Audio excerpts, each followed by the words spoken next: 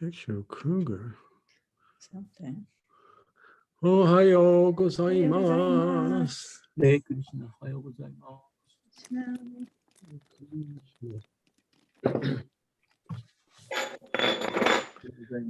はい。サテバプラボキー。お願いします。お天気はどうですか？いいですよ。名古屋もいいです。天気です。晴れ？晴れと雨、晴れと雨。晴れと雨。晴れ晴れ。Let's see. Oh, it's time. 時間です。お願いします。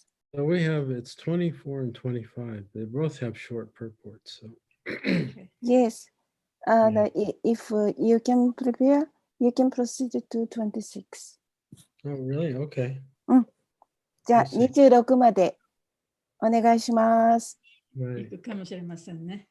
はい。じゃあ、一応、タッパさんにもらってるんで、ペーストしますね。26まで。Oh, ありがとう。Okay, we'll chant Jayarada Madhava and then start the class. はい。お願いします。Jayarada Madhava Kunja Bihari Jayarada Madhava Kunja Bihari Jayarada Madhava Kunja Bihari Jayarada Madhava Kunja Bihari Gopi Jana Balava Girivanadari Gopi Jana Balava Girivadadari Gopi Jana Balava Girivanadari Gopi Jana Balava Girivadadari Yasodanandana Vrajajana Rajana Yasodanandana Vrajajana Ranjana Yasodanandana Vrajajana Rajana Yasodanandana Vrajajana Ranjana Yamunatira Vanachari Yamunatira Vanachari Yamunatira Vanachari Yamunatira Vanachari Jaya Radha Madhava Kunja Bihari Jaya Radha Madhava Kunja Bihari Gopi Jana Balava Girivanadari Gopi Jana Balava Girivardhari Yasodanandana Vrajajana Rajana Yasodanandana Vrajajana Ranjana Yamunatira Vanachari Yamunatira Vanachari Jaya Radha Madhava Kunja Bihari Jaya Radha Madhava Kunja Bihari Nitai Gaur Premananda Hari Hari Bolo. So, good morning to all the devotees in Japan. Welcome to our Tuesday morning Bhagavad Gita class. 日本のディボーティーの皆様おはようございます。火曜定例のバガバタムのクラスにようこそ。So today we're on Canto 10, Chapter 5, and we're going to read verses 24, 25, and 26, and they all have short purports. 今日は第10巻第5章24節25節26章26節とやります。みんなちょっと短いね解説がついてますので。So let's start with 24. じゃあ24節からいきますね。Om Namo Bhagavate Vasudevaya. オーナモバガバテババスバテデババスデバヤ。ヤ。 Om Namo Bhagavate Vasudevaya. オーナモバガバテバスデバヤ。 Om Namo Bhagavate Vasudevaya. オーナモバガバテバスデバヤ。 Drishtya Samsara Chakresmin. ディストリアサムサラチャクレアスミ。 Vartamana Punarbhava. バルタマナババ。 Apalabdo Bhavan Adya. ウパラドババンアディア。 Durlabham Priyadarshanam. ユラバンプリダルシャナム。 イシチャサムサラチャクレスミン。トリシチアサムサラチャクレアスミン。 バルタマナプナババ。バルタマナガルババ。 バブドババンアディア。ウパラブドババンアディア。 ドゥラバンプリアダーシャナム。ドルダバムプリアダルシャナム。 トリスティアサムサラチャクレアスミン。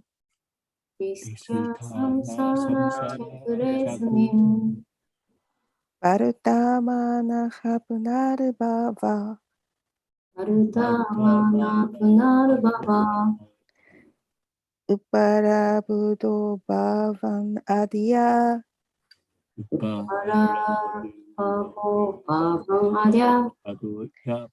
ドルラバムプリアダルシャナム。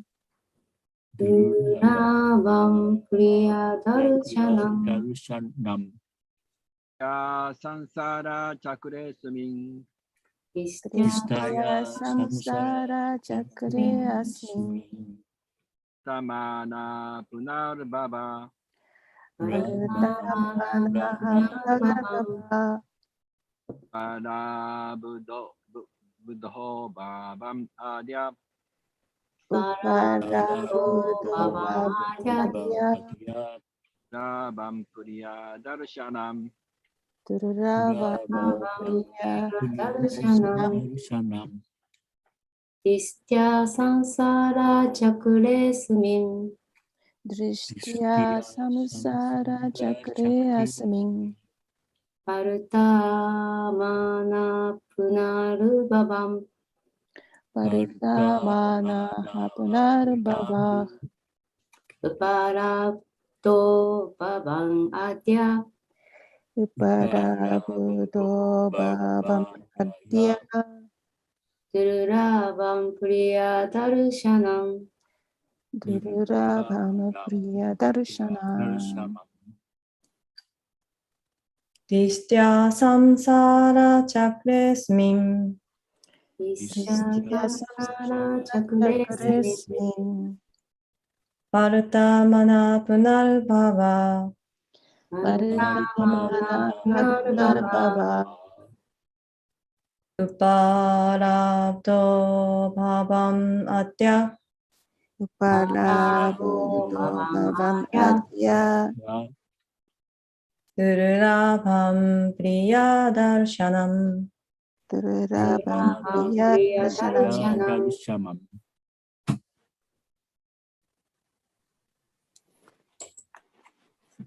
Okay, word for word.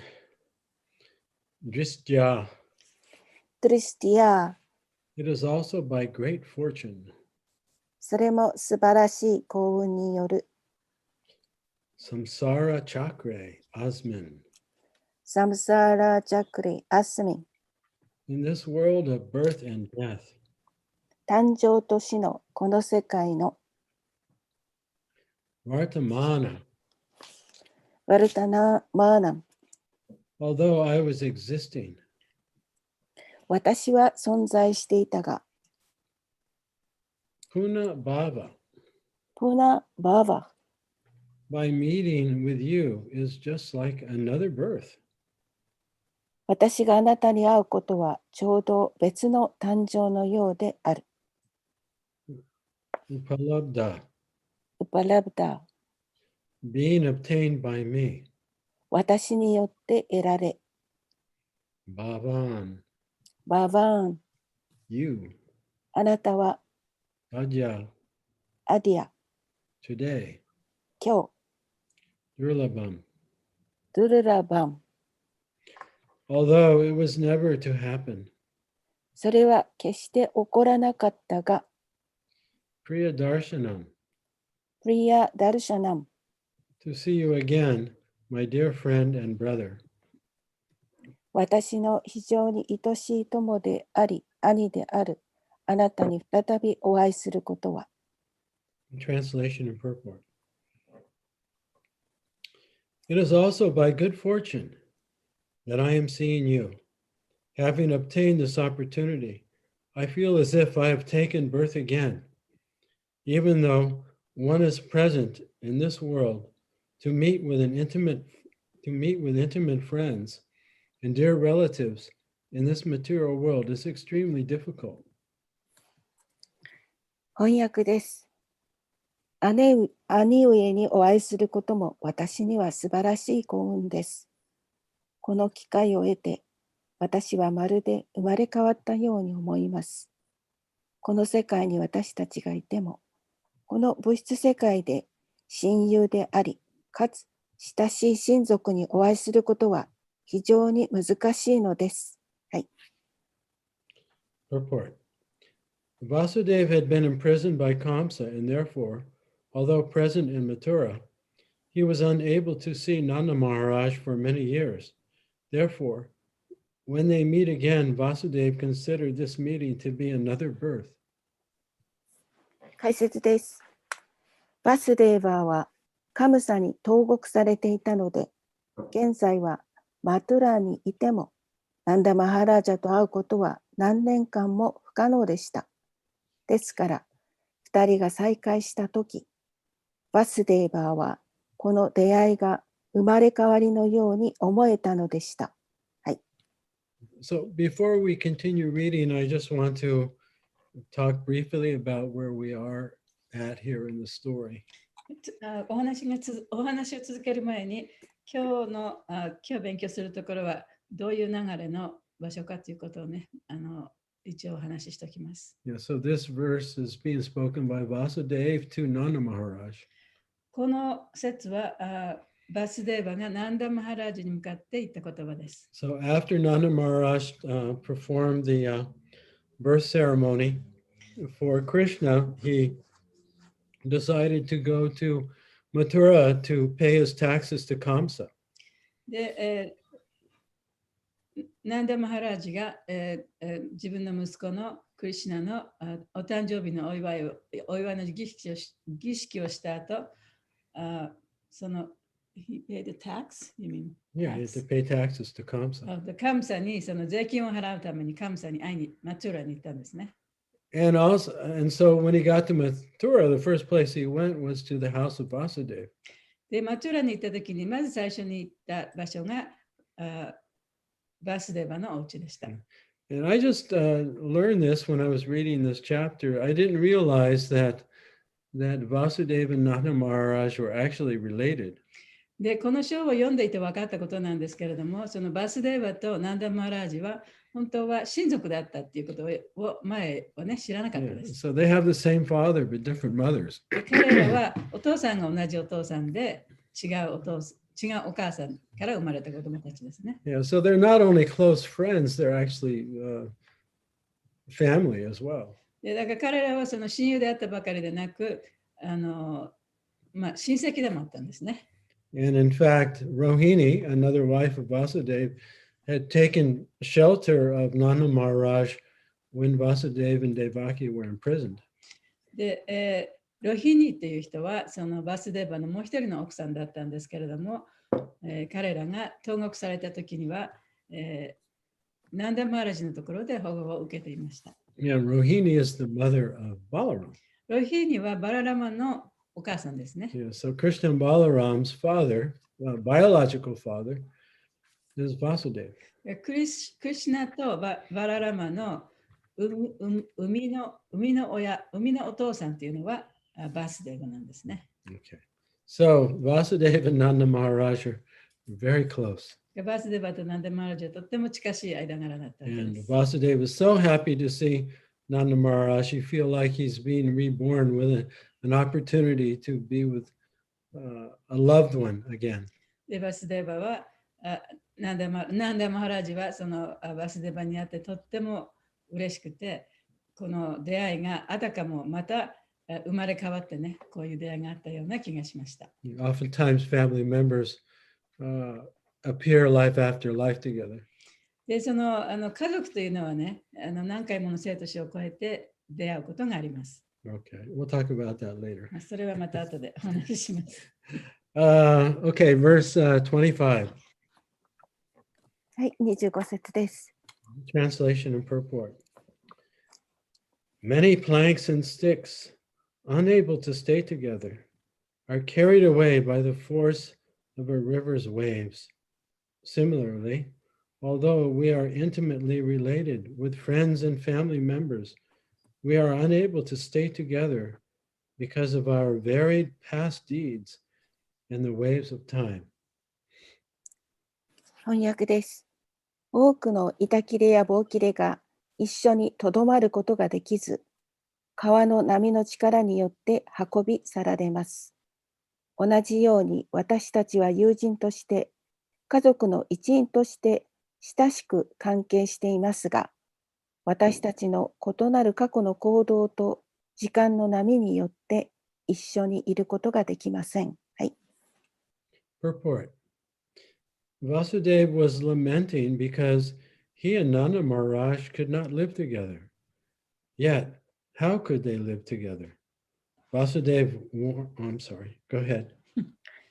バスデーバーはナンダ・マハラージャと一緒に住むことができないので嘆いています。では、どのように2人は一緒に住むことができたのでしょうか。 Vasudeva warns that all of us, even if intimately related, are carried away by the waves of time according to the results of past karma.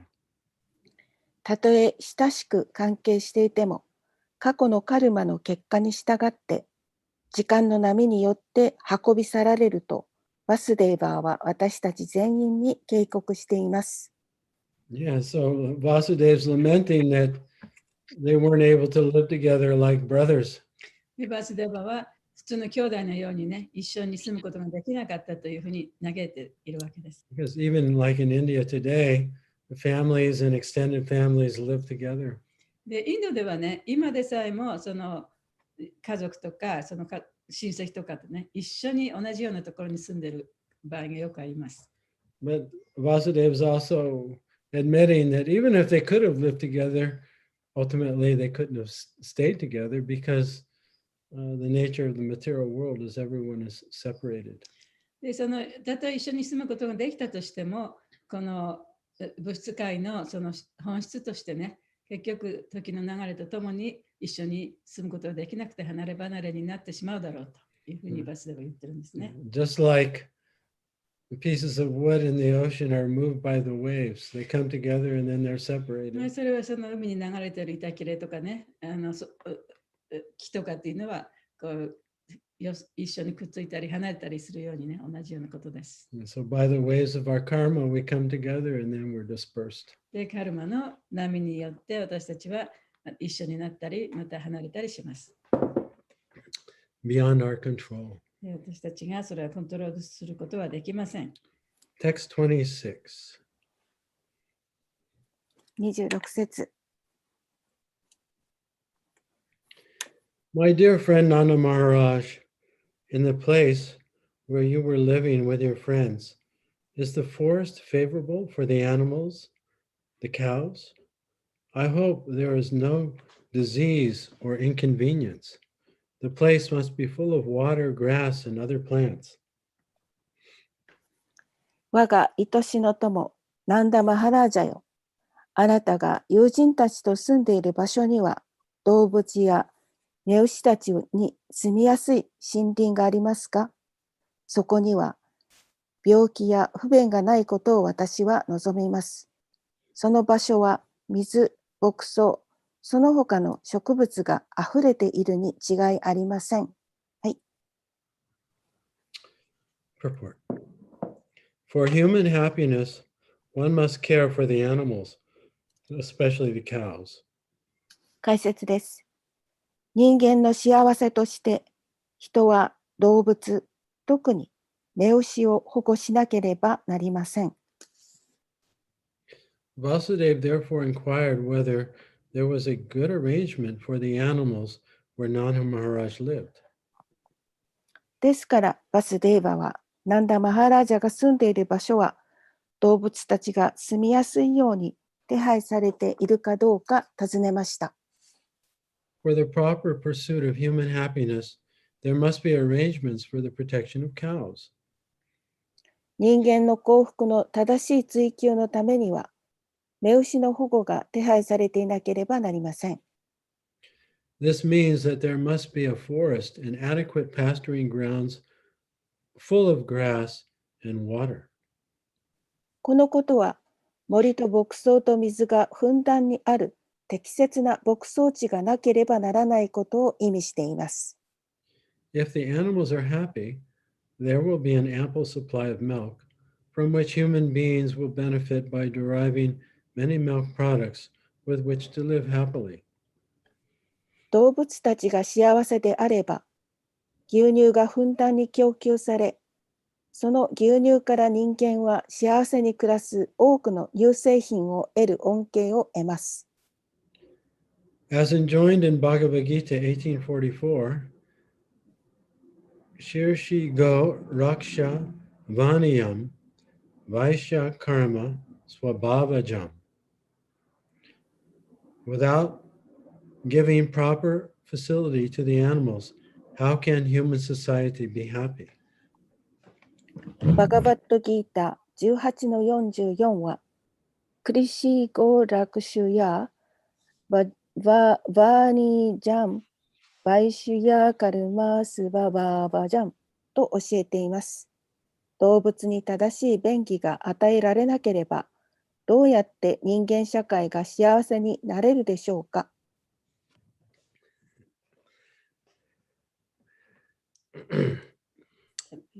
Okay. That people are raising cattle to send to the slaughterhouse is a great sin. 人々が家畜を屠殺場に送るために育てていることは大きな罪です。By this demoniac enterprise, people are ruining their chance for a truly human life. この悪魔的な企業活動によって、人々は本当の人間生活のための機会を破壊しています。Because they are not giving any importance to the instructions of Krishna, the advancement of their so-called civilization resembles the crazy efforts of men in a lunatic asylum.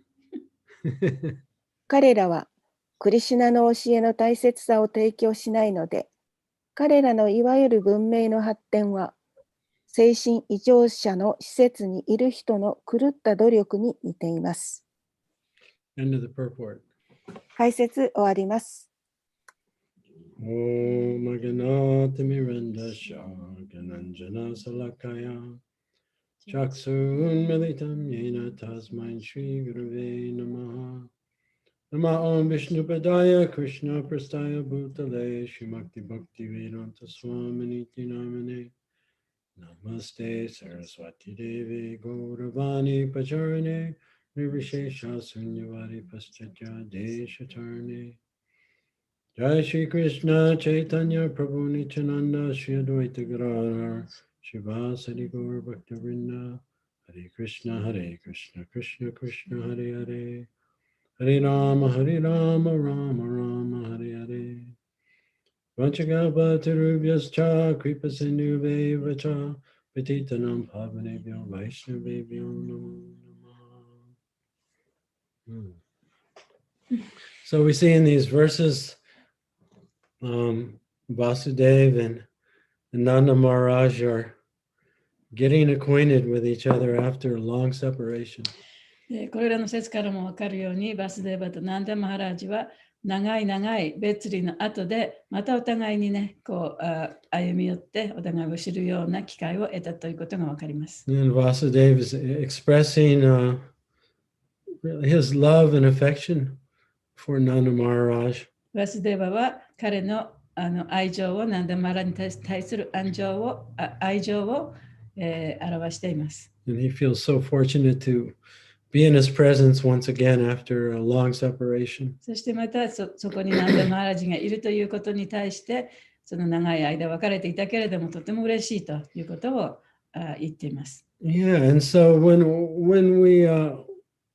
we're together with friends and family and people we actually want to be with, で例えば私たちがお友達とかその親族でも一緒にいたいと思う人たちとね、一緒にいるときには we feel very happy. とても幸せな気分です。 And we wonder, why aren't we always together?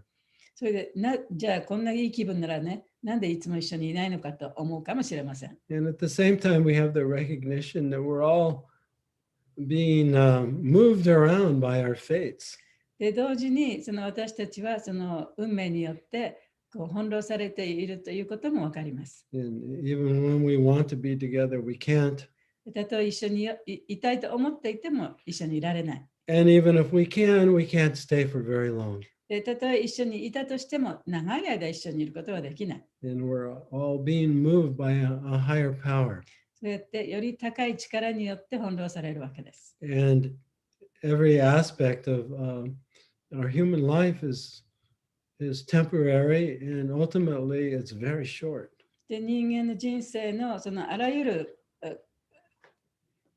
角度から見ても全てのものというのは一時的なものであって、一時的なものであっても、Even if we can, it's very short. でたとえそういうことができたとしても、それは非常に短い時間しかできません。 Yeah, human life, even if we live 100 years, it's actually very short. でたとえ人間が100年間生きたとしても、それはとても短いものです。 Yeah, after all, the scientists say that the universe is 13 billion years old. で科学者はその宇宙そのものが13 billion、13億、130億年だというふうに言ってます、ね。Right, if you believe the Big Bang Theory, So that theね、 universe is expanding. それは彼らの言うその大きな爆発があって宇宙がこうだんだん拡大していったっていうその説によるとですね。 What's 100 years? でそこでもってそのうちの100年なんていうのはね、言うまでもないですね。 It's nothing. もう本当に何もないのと同じです。 And then the conversation shifts a little bit. そしてここでその会話がちょっと移っていきます。 And Vasudeva is asking about, what's life like in Vrindavan? で、バスデーバはナンダ・マハラージにそのブリンダーバンでの生活はどんなものかっていうふうに聞いてるんですね。 Yeah, so I don't remember the exact distance between Mathura and Vrindavan, but it's about a 3 or 4 hour donkey ride. そんなにかかんないよ。そんなに遠くない。Donkey ride. Yeah, we got the donkey ride before. You went on a donkey ride? Yeah.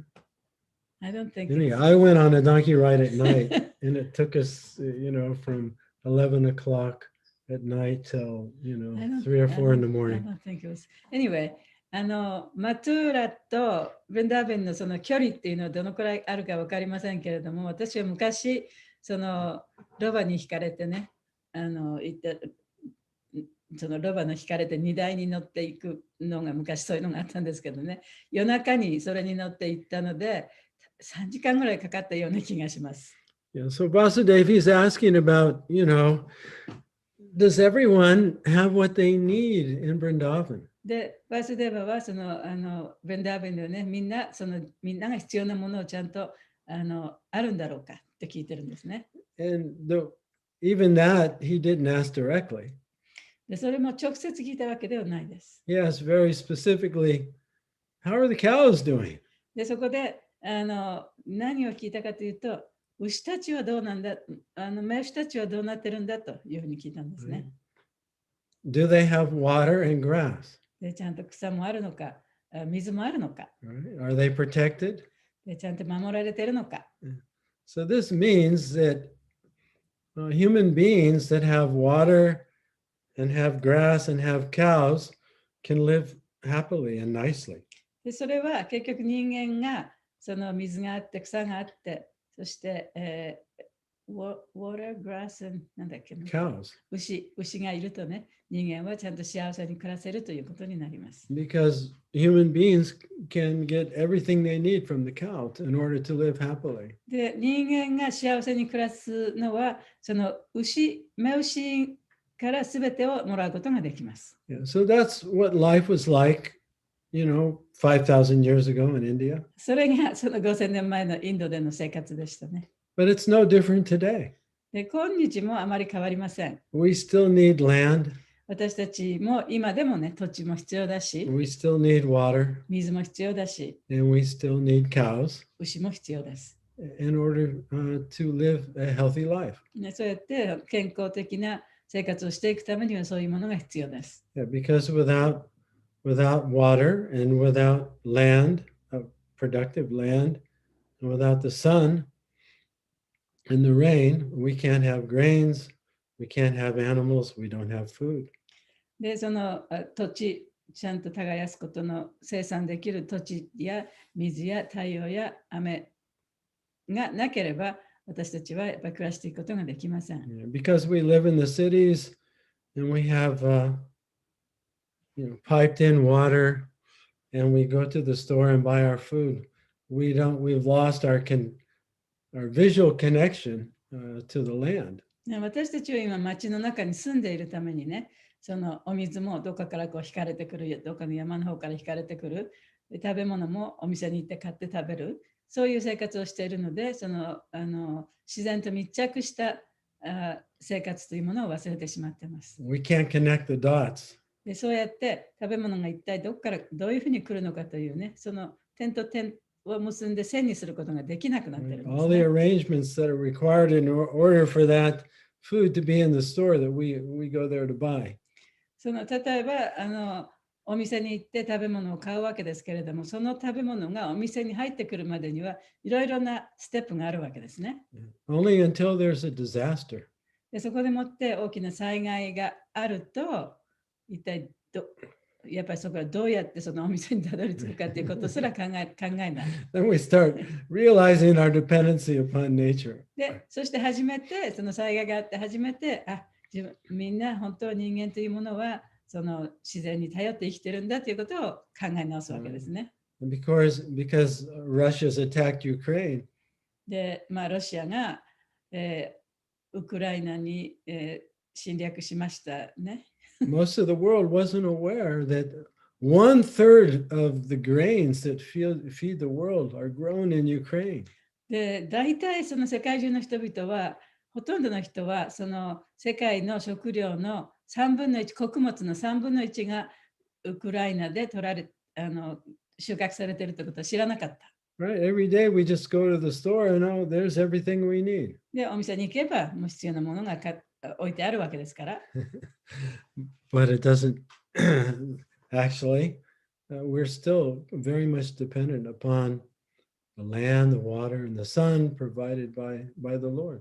でも本当のところ私たちは今でもその土地とか土とかそれから水とかそして太陽とかそういった自然それはすべて主によって供給されているものですけれどもそういうものに頼って生きているわけです。 Now, Vasudev is also inquiring about how life is in Vrindavan these days because he's very concerned for Krishna and Balaram. で、そのバースデーバはクリシュナとバララムのことをやっぱり心の中で思っているためにそのブリンダービンの生活は一体どうなのかということを尋ねています。 And he's also wondering if Nanda Maharaj knows his secret.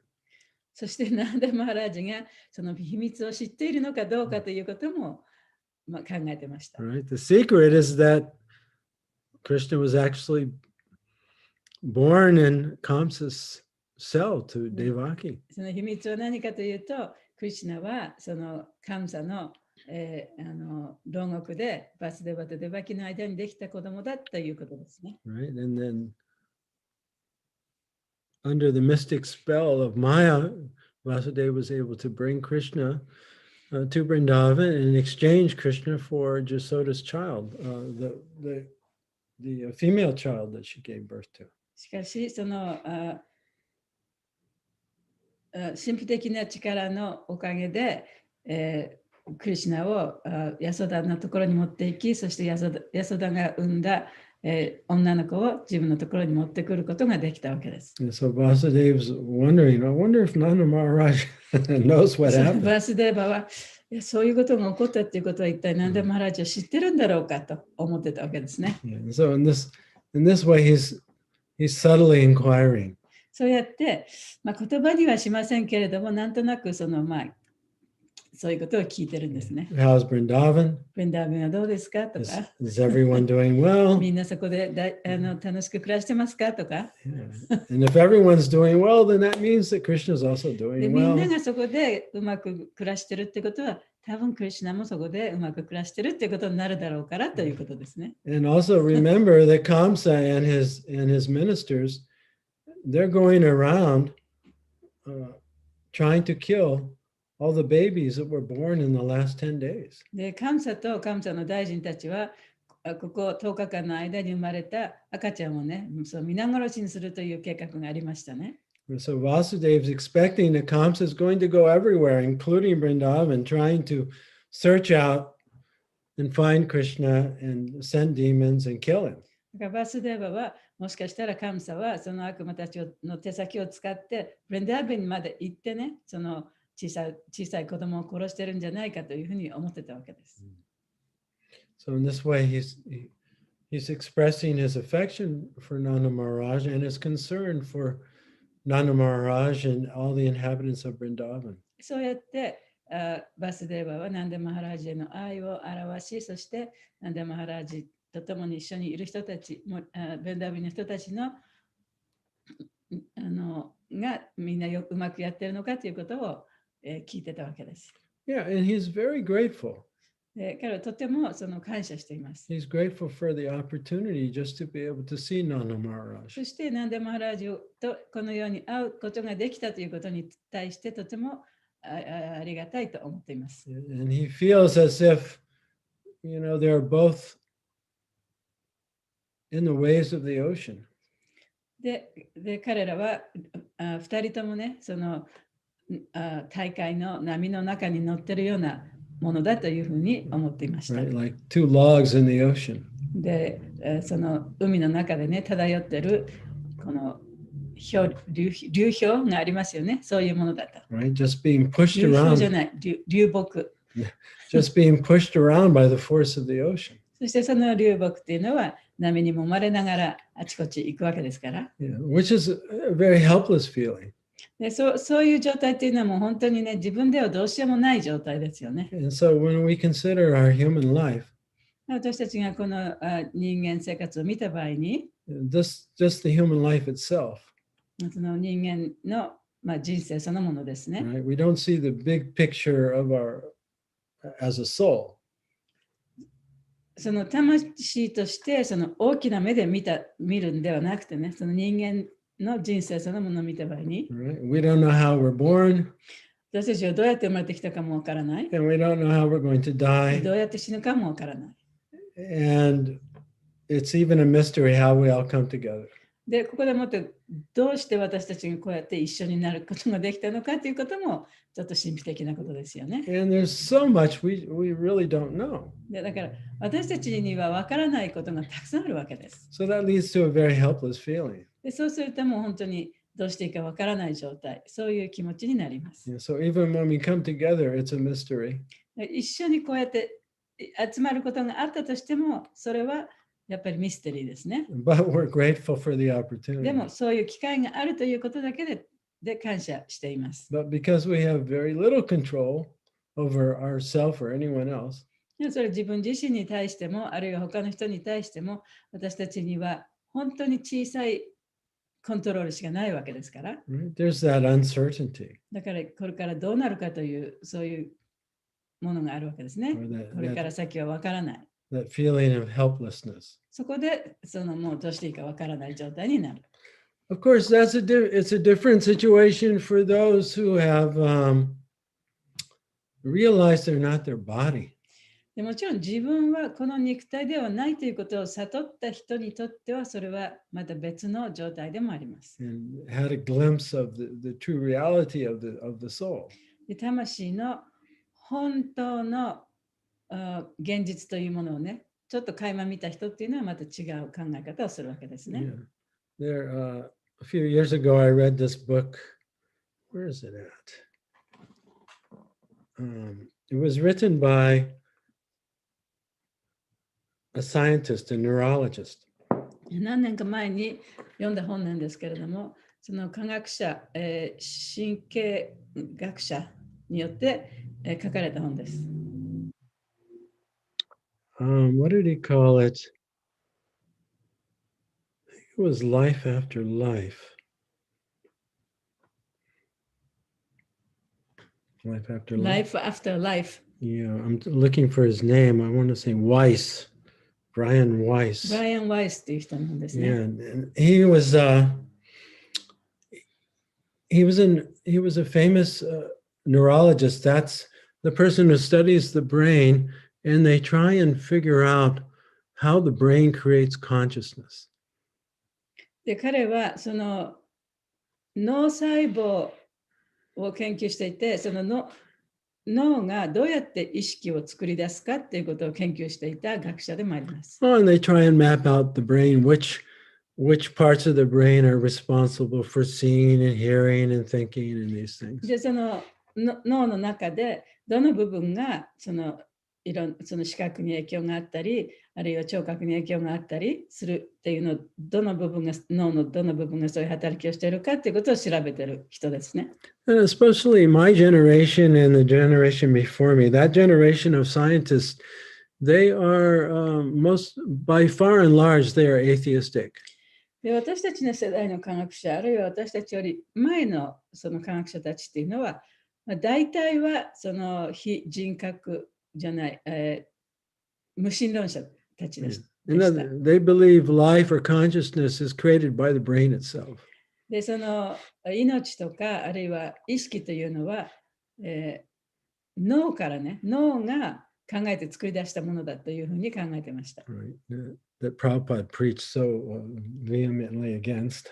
で、プラブパートはそのことに対して非常にね、大きくその反論をしてましたね。Because even though they can't prove that consciousness comes from the brain, they believe it anyway. で、その意識が脳から来るということを実証はできないけれども、それを固く信じていました。Yeah. So this scientist, this is what he believed. で、その科学者が信じていたのはこういうことなんですね。And he became very ill one day. で、ある日彼はその大きな病に見舞われました。And he had what's called bacterial meningitis. あれなんて言ったっけ、メナンジャイティスっていうのはね、日本語で忘れた。It's an infection in the brain. 要するにその脳の中の炎症なんだけど、Caused by a bacteria. それはバクテリア細菌によって侵されて脳の中に炎症が起きることですね。脳膜炎。So it comes on very rapidly. それもう突然そういう病気になっちゃうんですね。It's much more severe than a viral type. 細菌によるものよりももっとその重症な病気です。Yeah, so he became unconscious at home very rapidly. で、うちでもってその無意識状態に陥っちゃったんですね。とてもこう早くそういう状態になっちゃったんですね。And he was brought to the hospital where all his colleagues worked.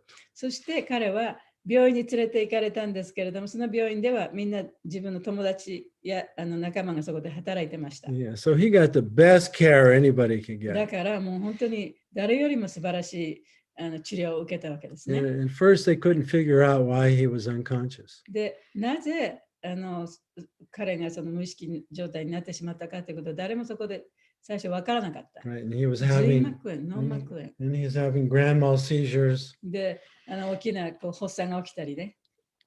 And then they figured out he had a very rare form of bacterial meningitis. で、そこでもって彼はその細菌による、脳膜炎だか髄膜炎だかよくわかんないけど、そういうものだったということが分かったわけです。 And it's 90% fatal.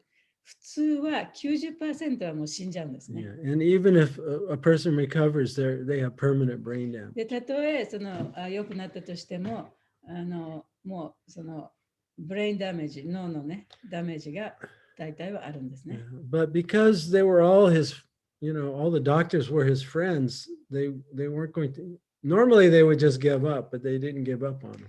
ところが、そこにいたお医者さんたちはみんな彼の友達だったわけですから、普通はそこまで行ったらもうお医者さんも諦めるんですけれども、諦めずに頑張って治療を続けたわけです。 Yeah. So he was in a coma for 9 days. で、そういう無意識状態が9日間続きました。 He had no brain activity. で、そこではもう全然その脳の活動っていうのはなかったんですね。 And they were artificially breathing for him and keeping his heart going. で、人工的に呼吸をしたり、なんていうの、心臓をね、動かしたりしてたんですね。 Right. And of course, they gave him antibiotics, もちろんそこで抗生物質をあげました。 but the antibiotics didn't seem to be working. で、抗生物質もあんまり効いてないようでした。 He still had a very high level of infection in his brain serum. 非常にその重病な炎症がね、脳の中で起こっていました。 His spinal fluid was full of bacteria. そしてその骨髄の中にはもう本当にたくさんの細菌が入ってました。 But then, after 9 days, he regained し consciousness かし9日の後に彼は意識が戻ったんですね。 with no brain damage at all 全然脳にも障害がなかった。 and a complete recall. そしてもう本当に全面的に回復したんですね。 Yeah, he had left his body and was observing everything. で、彼は自分の体から幽体離脱をして、すべてのことをこう見てた。Right? And he realized he wasn't his body. そしてその時に自分はこの肉体ではないんだということが分かりました。 That his consciousness existed independent of the body. で、彼の意識は肉体とは関係なくそこに存在していました。 Yeah. Actually, at first he went to a very hellish area. で、最初に彼が行ったのはその非常に地獄のような場所でした。 And then he called out for God's help. そしてそこで神様に助けを求めたんですね。 And immediately he was brought to the light. そうすると光の中に連れて行かれて、 And he was also filled with all the knowledge of why there's birth and death and everything that's going で on. そこでもって一体その生と死というのがなぜこういうふうに起こってくるのかというようなことをすべてねこう見せられたわけです。 Yeah. And then he came back そして、生き返ったわけですね。 with the mission to tell his colleagues that actually consciousness doesn't come from the brain is maintained by consciousness. で、そこで彼はそういう状態で生き返ったわけですから、もう自分の仲間たちにね、その意識というのは脳から来てるんではなくて、意識から脳が働いてるんだっていうことをみんなに伝えるためにね、帰ってきたというミッションを持って帰ってきました。 The reason I'm telling this story is because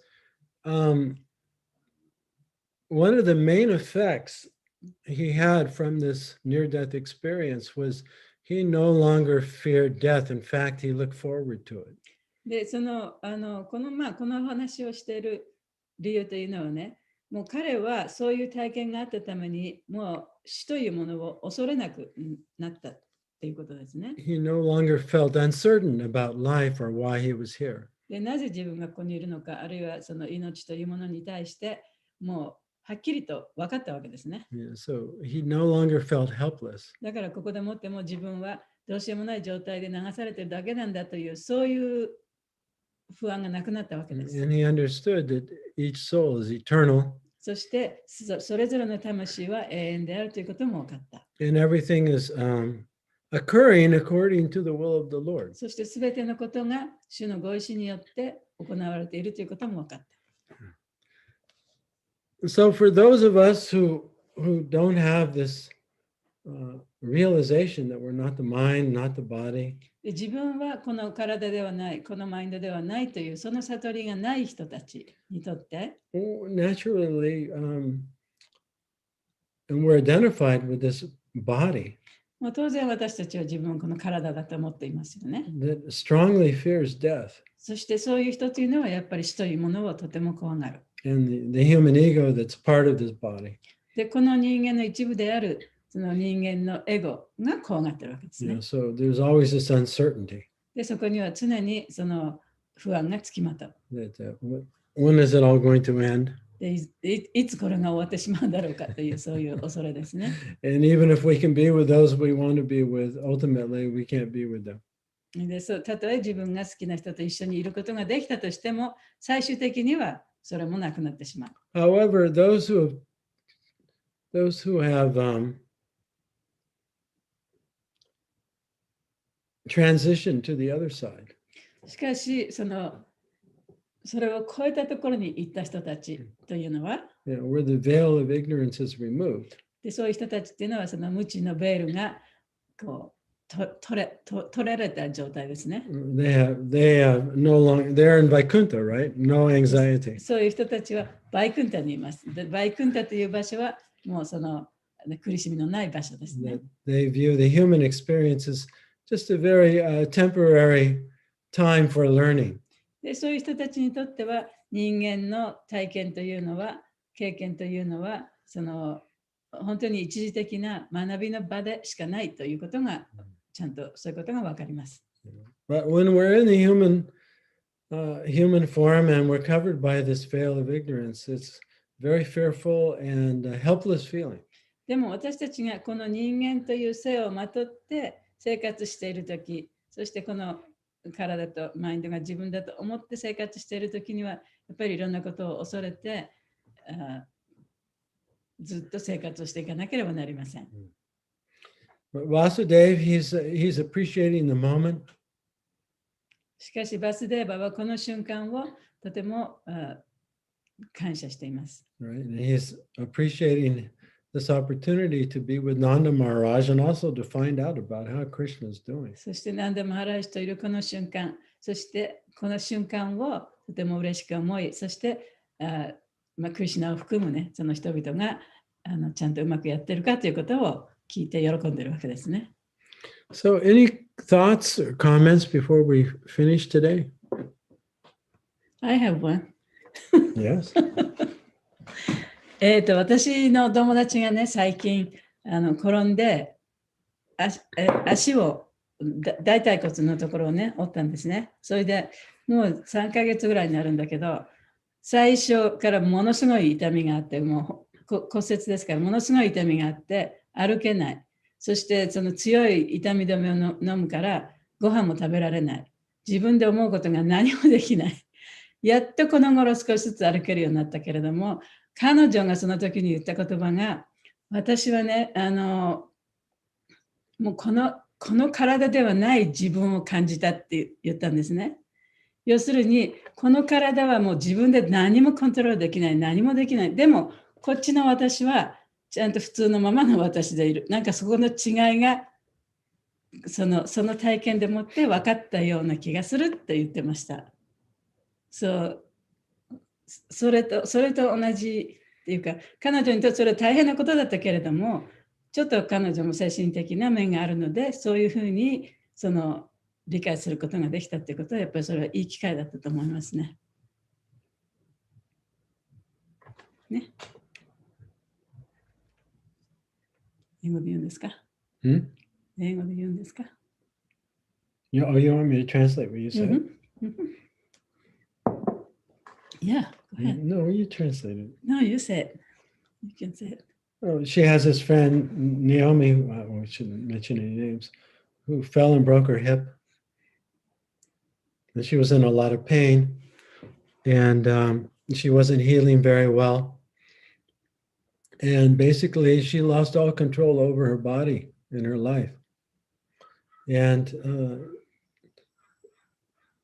it was a very difficult time for her, and she didn't know if she was going to get any better. But recently, she started to be able to walk a little bit more, started to feel a little bit better. But during that difficult time, she started to have the perception that she was more than this body. That there was a part of her that was observing everything, but wasn't really affected. And so your question is, what about That that? wasn't a question. That was Iken. Oh, that's her opinion. That was my concept. And I would just say to that when we totally lose control over this body, or we never have control, but when it becomes aware to us, especially as the body is falling apart, during these difficult times, it's often the case that that the living being begins to perceive they're not the mind and not the body, but they're something different. でそういうね、大変な時期で、特にその体が動かなくなっても自分ではどうしようもなくなったような状態になったときに、その人というのは往々にしてね、自分はこの体ではない何か別のものなんだということを体験することができます。そういう時がありますね。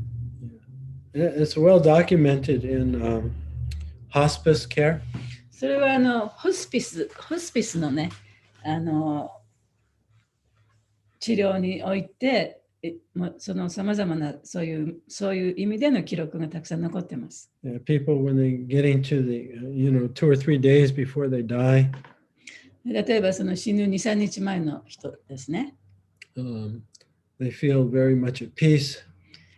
で、心の中とってもその平和な状態。And they start to perceive that they're not the body. で、自分はこの体ではないということをね、知覚できるようになります。Even times they're visited by loved ones that are already passed. で、もう前に亡くなったね、そういう人たちと出会うようなこともあるかもしれない。And even those that have dementia and are confused. で、たとえそういう人たちがそのアルツハイマーみたいになって、ちょっとね、頭の中が混乱していたとしても、Their brains are basically destroyed by Alzheimer's. ということは、そういうね、アルツハイマーアルツハイマーなどで、要するに脳がもうね、すでに破壊されている状態ですよね。But suddenly they'll open their eyes with clarity. でも、その時々、その目をパッと開けて、パッチリと開けて、They'll be able to speak with their loved ones. で、はっきりとその自分の愛する人たちと話をすることができる。And say goodbye. そしてさよならを言うことができる。And then they go. で、それで亡くなっていきますね。あなたのお母さんもそうだったわよ。Yeah. Yeah, so I mean, from the point of view of the brain, the brain's not functioning anymore, but suddenly they have this clarity of consciousness. だから脳の側からすると、もう脳はすでにね、役割を果たしてないんだけれども、その意識がね、ちゃんとしてるっていうことですね。So again, that's just science can't explain it. それはね、科学的に証明できない。説明できないことです。How can there be clarity when the brain isn't functioning? でもそのね、脳が役割を果たしてないのに、なんでそこではっきりとものが言えるんだろうかっていうようなことはね、科学では説明できないです。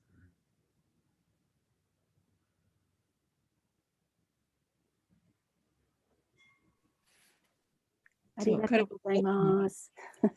お母さんもね、亡くなるちょっとね、1時間ぐらい前に、やっぱり頭が混乱してて、息が苦しかったり、いろいろあったのに、急に私の方を向いてね、マスミ、remember, I love you ってはっきり言いましたね。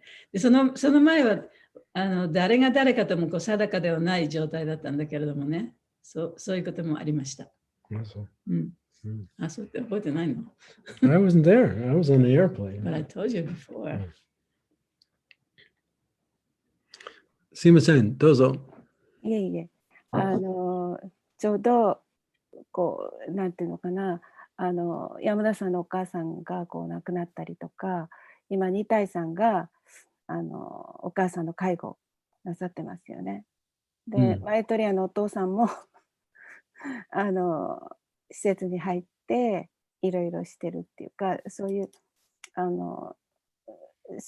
世代の人の今お父さんお母さんがこう亡くなろうとしている時のその気持ちをいろいろ聞けてよかったかなって思ってます。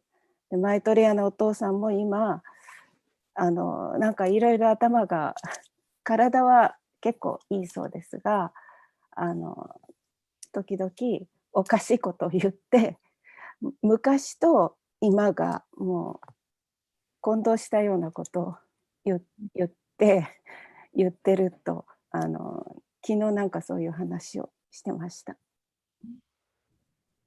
だから今度それが終わったら私たちの番かなって思ってるんですけど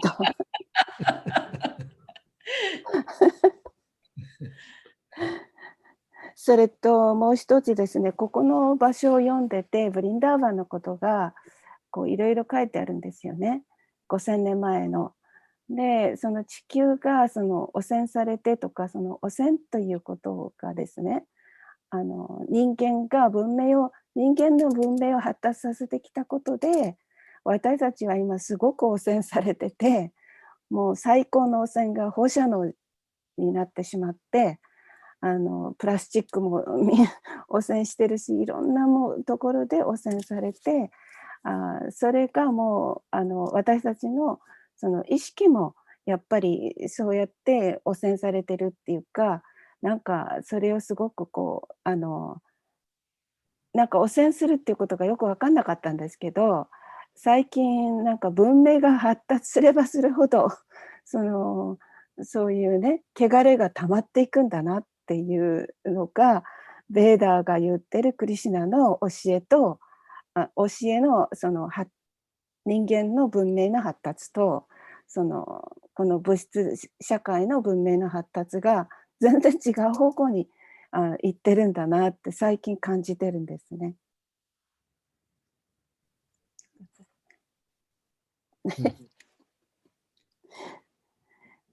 So in these days, I feel the earth is polluted by many chemicals, not only by chemicals, but so-called our material civilization advancement that is in advancing, and on the other hand, the advancement pollutes this earth. So the topmost is radiation, I suppose, and the human being thought of so many convenient for our life, but that is in fact polluting the earth. When I was reading these Vrindavan's description, we are losing so many so many good things, beautiful things, and pure things. That is because of Kali and thinking. これは感想です。ありがとう。感想ありがとう。Hare Krishna, Prabhuji. This is Sudhama. Please accept my humble obeisance to Srila Prabhupada. Prabhuji, in your class, you mentioned that when the soul, like the example which you are giving about the bacterial infection, and once that patient, it's like recovered, then he found that conception that he's beyond the body, his soul. And so from that discussion, I got a point that for the devotee also, he should be having that he is beyond the body and he's a soul. for a sadhaka or for a devotee, he did not go through such painful things. Through knowledge, he can gain that. But still, in my case, or in some cases, I can see that the false ego is so strong that it won't let it go like happen. That I'm the soul. I still consider everything is body, and any small disturbances in the life brings to the point that I am the center, and this whatever happening, pain or inconvenience is the highest priority than the understanding that I am not this body. So what actually what I want to know is like why this mind gives us a trick and how to overcome this kind of mind tricking by the material energy. Sorry, it may be little. I'm not be able to properly express. You got it. So 今おっしゃったのは頭の中ではね、自分はこの体ではない、このマインドではないということは分かってますと。そういうさっきのね、本の話もあったように、そういうことは分かってるんだけれども、それを忘れてしまうね、それね。そして、この世界の中で生きていく上で、自分に都合の悪いこと、あるいは自分が嫌なことがいろいろ自分に向かって起きたときに、自分中心の考えになってしまって、その肉体のこととか、自分の肉体ではない魂であるようなことを忘れてしまうと。で、それはそういう状態によくなってしまうけれども、それをね、乗り越えるには一体どうやったらいいのかという質問ですね。Well, those who have had near-death experience, it's a very rare thing. その幽体離脱を体験するというのは非常に稀なね、体験ですね。And it's not the normal path, I guess you could say. それはだから普通の人がそういう体験が誰でもできるわけではないです。So each one of us, we have our own spiritual mission. で、私たちにはそれぞれね、それぞれが精神的なミッション、使命を持ってるんです。Of course, our mission is all the same to discover our true identity and to surrender to God, to Krishna. でもちろん私たちのその使命というのは自分の本質というものをちゃんと見つけて、そして神に身を委ねるということなんですけれども、それは同じですけれども。And so everyone is born into ignorance. We have this veil that covers our real knowledge. で、大体ほとんどの人はこの無知の中に生まれて、私たちの知識というのはこの覆い隠されているわけですね。So we experience the illusion of separation from God. で、だからこそその神から離れているというその幻想を体験しているわけで And す。then we have to fight to get back to our real self. そして本当の自分に戻るためにやっぱり戦わなきゃいけない。But that's going through that experience, we evolve in a way that there's no other way we could evolve. で、その体験をする、その戦う体験をするっていう体験をして自分が向上していく、進化していくというその道はね、なんていうの、逃れることはできない。誰もがそこの道を通っていかなきゃいけない。And so we're all dealing with the same veil. そういう意味で私たちはみんなね、同じその無知というベールを持ってるわけです。Right? We're ignorant. で、無知であり、we're unconscious. 無意識であり、we're selfish. 自己中心的であり、we're afraid.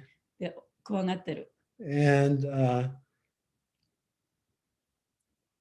we're wanting to be loved. そして愛されたいと思ってる。Because we don't know that we already are loved. っていうのは自分もすでにね、愛されてるってことは知らないから。And we have to deal with that. で、そういうことをね、毎日そういうことに面と向かっていかなきゃいけないわけですね。Which is our sadhana, really, every day. それこそが私たちの日々のサダナなんです。Learning to introspect. で、それはやっぱり自分の内面を見て、observe the mind. そしてマインドを観察して、see that we're not it. で、私はそのマインドではないということをね、ちゃんと認めて。and then gradually master the mind and the senses. で、そうやってで感覚やマインドをやがてちゃんとその自分のをマスターしていく。そういうところまで自分を向上させる。And we master it by surrendering everything to God. で、それはすべてのものを神に献上する、捧げることによってそれをマスターすることができる。To consciously recognize our dependence upon the で Lord. 意図的に自分は神に依存してるんだということをね、認めることによって。Yeah. So without the veil of ignorance, we couldn't have that. We couldn't do that or have that experience. で、その無知というベールがなければ、そういうことを訓練することはできない。そういうことを学んでいくこともできない。Yeah. So that's the normal path. Where that's our spiritual mission. だからこそそれが私たちそれぞれの精神的なミッションなんですね。精神的な使命なんですね。And even those who have the near-death experience that don't fear death anymore. で、たとえその幽体離脱をしてね、もう死なんか怖くないっていう人でも、Oftentimes they admit that whatever that was revealed to them on the other side was taken away once they came back. で、その一旦死んで向こう側でいろんなことを学んだんだけれども、この世界に戻ってきたときにそれを忘れてしまうということも多々あるそうです。So that they could also continue with their mission. だからこそその人たちもまたその人自体の使命をね、続けていくことができるということなんですね。Yeah, so each one of us has to, learn to properly utilize our free will. Otherwise, there's no meaning to だから free 私た will. ちは一人一人がその自由意志というものをね、適切に使うその方法というのを学んでいかなきゃいけない。Yeah. And so that sadhana is not just 2 hours in the morning, it's moment to だ moment, からこそ24サダナと hours いう a のは day. 朝2時間やるのがサダナではなくて、もう24時間、1週間毎日やるのがやっぱりサダナなんですね。 Right? Always correcting when we get off course. で、そうやって自分がそのコースから外れたらまたそれを直して元に戻していかなきゃいけない。Turning back towards the Lord. そして主の方を向いていかなきゃいけない。Does that answer your question, Sudama? Prabhu? Yes, Prabhuji. Thank you very much.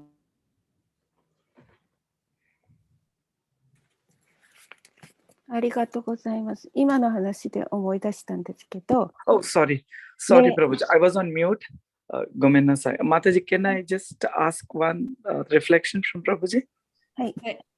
Gomenasai. Yeah. You can hear what he said? I heard Mataji. I was actually talking, but I was on mute. Sorry. So, Prabhuji, to confirm my understanding, it is that it is all depends on the proper usage of the free choice and also in surrender to the Lord. Is that correct, Prabhuji? Well, we use our, no one can force us to surrender. So when we're surrendering to the Lord, that's the proper use of our free will. その神に身を委ねるということは、誰にも強制されてね、できることではない。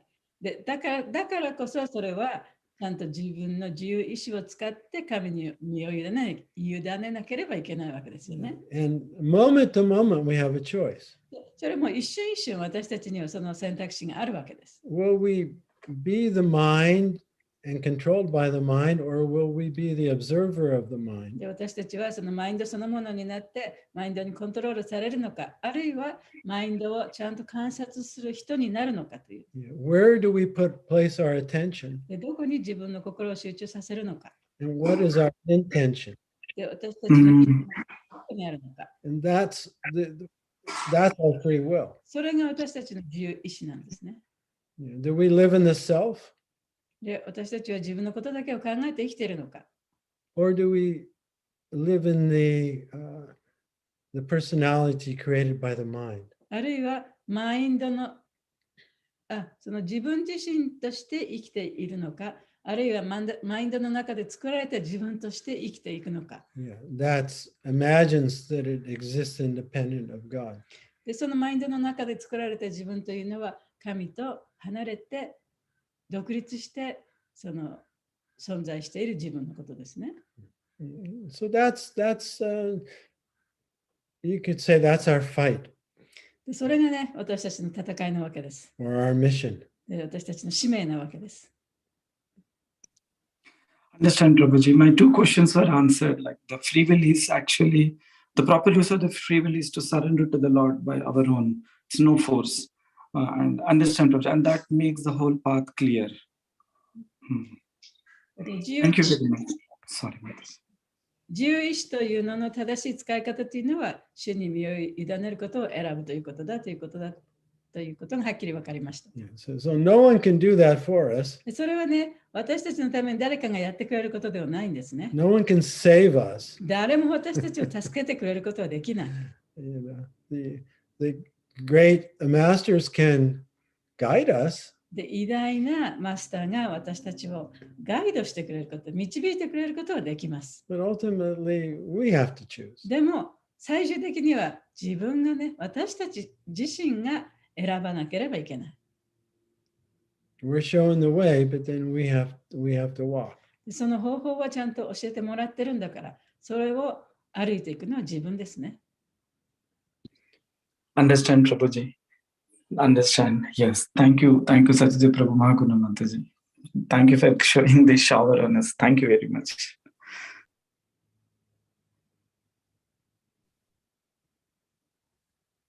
ハレクリシナ。ですね、単語の問題なんですけど、メニギティスっていう病気の名前。メニギティス。メネンジャイデス。メネンジャイディスっていうの。辞書で引いたら、髄膜炎でした。髄膜炎。はい。髄膜炎。髄膜炎。髄膜炎だか脳膜炎だか忘れたよ。私もどっちでもいいような感じなんですけれども、一応辞書で確かめましたので。ありがとう。はい。それから今度の日曜日、初めてなんですけど、私はその皆さんが何て言うのかな、サチャデバプラブとマーハグナマタジとちょっとこう何て言うのかな、自分の生活面とかいろいろ聞きたいことがねたくさんあるような気がしたんですね。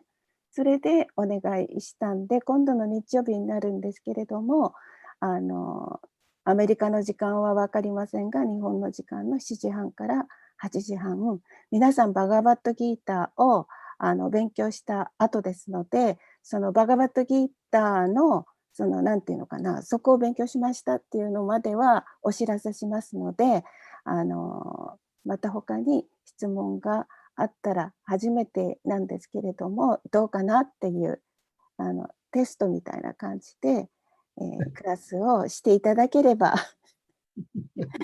みんなの心が満足するかなと思って、そのクラスっていう感じじゃなくてね、おしゃべりみたいな、こういつも考えてること。沖縄の人も聞きたいって言ってましたけど、はい。須玉さんがずっとね、バガバットギーターのクラスしてるんですね。そこに入っていただければ、7時半になって、そこからその続きに1時間だけ。もう日曜日皆さん忙しいので、もう時間もそれくらいにしないと。で、他の日は会社があったりなんかするから、難しいねっていうことで、無理にお願いしてやっていただくことになりましたけど。一応でも、前に知らせとけば都合つけたい人もいるかもしれないから、今ジャリーは沖縄の方の連絡も取ってくださったのかな。日本人のバガバットギーターのグループですね。そうです、そうです。そうご案内します。その後でそのまま入るから、そのリンクでいいと思うんですよね。はい、OK です。はい、他の方にも一応こっちの方では Zoom ではお知らせしましたけど、土曜日にももう一回お知らせと、それからあとはなんていうのかな、LINE も入ってますよね。じゃあ、あとアナンガマンジャリさんと少しお話しして、そこをよろしくお願いします。ありがとうございました。ちょっと長くなりました。ありがとうございました。ありがとうございました。Okay, well, we'll see you next week, unless some of us join us on Sunday. じゃあ、まあ、日曜日にね、お話しする方もいらっしゃると思いますけれども、そうでなければ、また来週の火曜日にお会いしましょう。My obeisances to all the assembled devotees. ここにいる皆さんに、尊敬の礼を捧げます。ありがとうございました。よろしくお願いします。सत्यदेव प्रभु की जय, हर ग्रेस महागुण माता जी की जय. Jai. Jai. Hare Krishna, all glorious assembled devotees. Hare Krishna. ハレクリシナ。アナンガマンジャリさん。はい。すいません。私、LINE の方はあんまり作らないんですけど、LINE でなんかそういうの作れます？はい。なんという集まり、なんかディボーティーだけじゃないんですかね。なんか、そう、ディボーティー中心ですけど、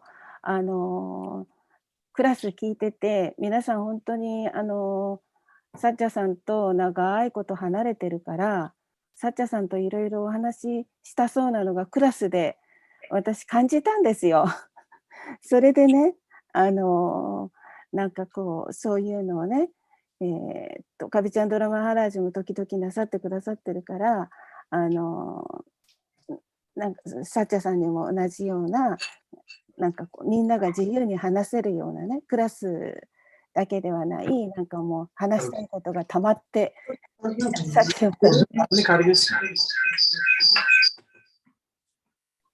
質問会をやるんですか？質問会っていうか、そうですね、大体質問が中心ですけど、結構マドさん質問なさってるじゃないですか。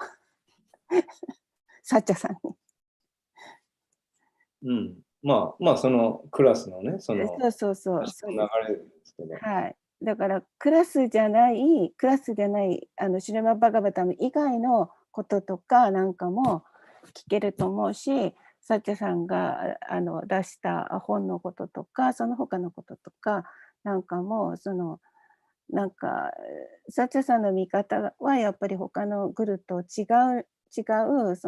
パーソナリティっていうのかな、カルチャンダ・マハラージとも違う、バーシャさんとも違う、いろいろなその見方があるよねと私はなんか感じて、皆さんの気持ちがそのように感じられたんですよね。だから試しなんです。時間がある方は参加なさってください。日曜日は皆さん忙しいと思いますので、時間がない方は聞くだけ、後で聞くだけでもいいと思いますけど、リラックスした気持ちで質問会をしたいなと。どっちかというとそういう気持ちでもうどんどん吐き出していただく会にしたいと思ってます。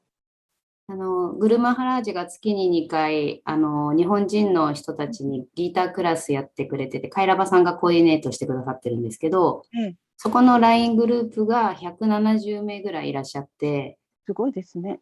で、多分そのクラス自体に参加している人は少ないんですけど、多分そこの LINE グループにお知らせしてねってさっきマハグナさんがおっしゃっていて、でそれって例えばサッチャ先生とお話し会みたいな感じで日々の質問や経典以外でも生活とかのことでお話をする時間っていう感じでそうですね。お話していいですか？サッチャさん普通の生活っていうかグリハスタの生活ずっとなさってて、仕事もね救急隊の仕事なさって、普通のお仕事なさって、でカビジャナマハラジはもうサニヤシでいらっしゃるから、やっぱり人生の体験的にはサッチャさんに私たちの生活のことはいろいろと聞きやすいかなっていう面はあると思ってますので、そういう感じでもいいんですので、やっていただければ本当に私も助かるし、みんながこれずっと続けてくださいってなればずっとお願いします。皆さんでお願いすればサッチャさんやってくださると思います。じゃあ、5月29日日曜日7時半から8時半で、このバガバッタムのリンクを同じものを使ってるんですよね、毎日。そうそうそう。これにじゃあ須玉さんと話し合って、それはそのまま延長でリンクを使いますっていうことですけど。はい。じゃあ、そのリンクも一緒にシェアしてご案内します。はい。よろしくお願いします。ありがとうございます。ありがとうございました。ハリクリシナ。ハリクリシナ。